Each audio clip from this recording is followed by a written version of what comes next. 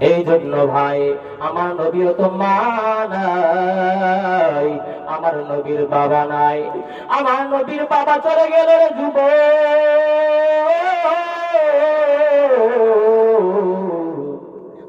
ও বাবা মাথাটাকে নিচু করে দাও রে বাবা।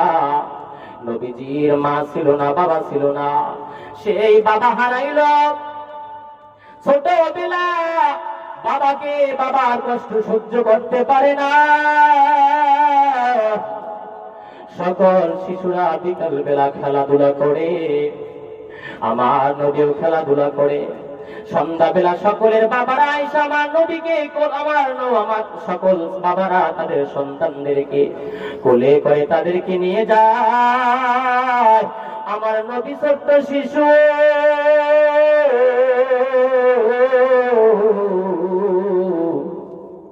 কান্না করে করে বাড়ির দিকে ফিরে আর বলে, আমার বাবা নাই, আমার বড় বাবার কোলে উঠতে মনে চায়। ওরে যুবক ভাই, যার মা আছে, যার বাবা আছে, যুবক একটু শোনো, কপাল বড় ভালো। আর যার মা নাই, যার বাবা নাই, রে বাবার কথা শুনে একটু চোখের পানি ফালায় দাও রে বাবা। জানি না এখানে কার মাকে নিজের হাত দিয়ে সেই কবরে রাখছো রে বাবা। কার মাকে, কার বাবাকে সাদা কাপড়ের প্যাকেট বানায় এই কবরের ভিতরে হাত দিয়ে রাখছো। একটু কি মায়া লাগে না রে বাবা? শুধু কবরে রাখার পরে ক্ষান্ত করো না, যারা রাখছো একটু স্মরণ করো। তারপরে আবার পাও দুইটা দিয়ে মা বাবার কবরের ভিতরে ওই মাটিগুলো পাড়াইয়া পাড়াইয়া কিভাবে দিছ, একটু কি মায়া লাগে না রে বাবা? আজকে মা নাই, বাবা নাই, আরে বাবা যে খাটের উপর শুইতো সেই খাটটা আজও আছে, বাবা যে চেয়ারে বসতো আজকে চেয়ারটা আছে, কিন্তু বাবা নাই।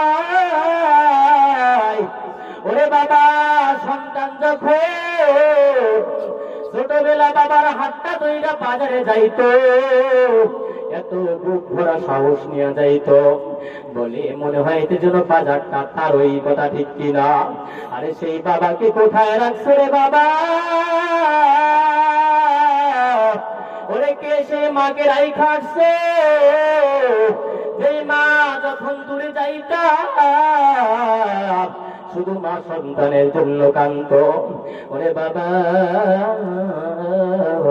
নিজে না খায়া সন্তানকে খাওয়াইতো সেই মহিলার অর্থাৎ মা, সেই মাকে কে কবর রাখছো বাবা? আজকে কম হয় না, একদিন দুই দিন নয়, কারো অনেক বছর হয়ে গেছে, আজ পর্যন্ত খবর নাই। জীবনে আর কোনদিন বাবাকে একবারের জন্য বাবাকে দেখবা না, বাবাকে বাবা বলে ডাকতে পারবে না, মাকে মা বলে ডাকতে যাবে না রে বাবা। আর যাদের মা বাবা নাই তারা তো কান্দো, যার মা বাবা আছে তারা একটু মনটাকে, দিলটাকে নরম করে মা বাবা প্রতি ভালোবাসার জোয়ার লাগাইয়া দাও রে বাবা। ওরে যুবক,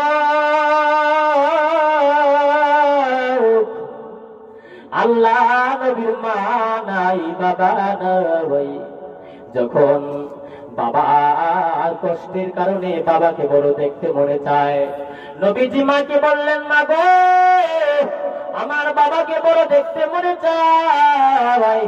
বাবাকে দেখার জন্য মাকে নিয়ে যখন গেল, ঘটনা জানেন, কিন্তু পথিমধ্যে তার মাকেও হারাইলে।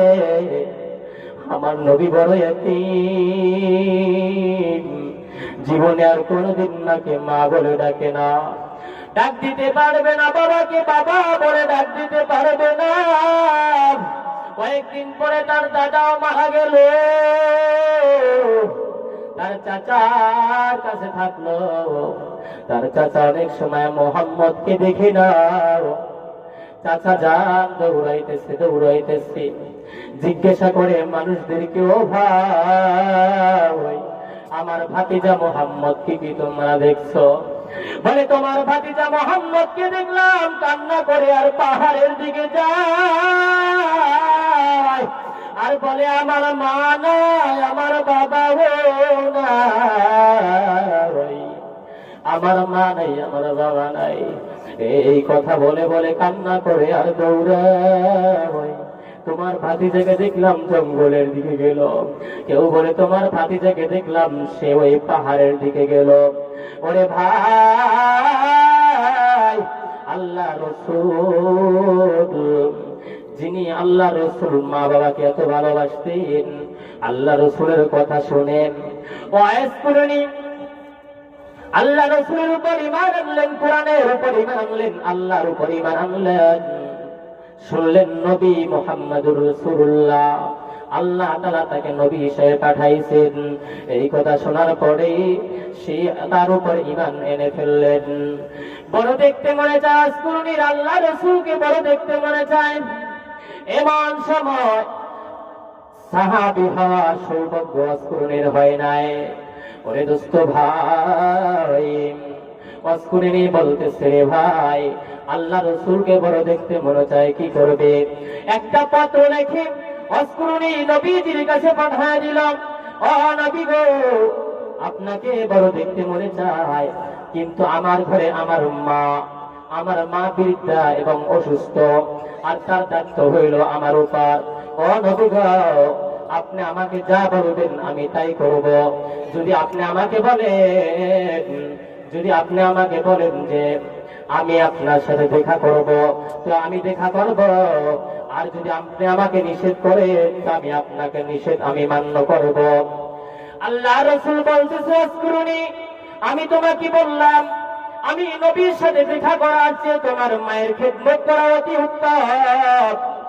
আসকুরনি বললেন, নবীজি তার উপরে আমি সন্তুষ্ট।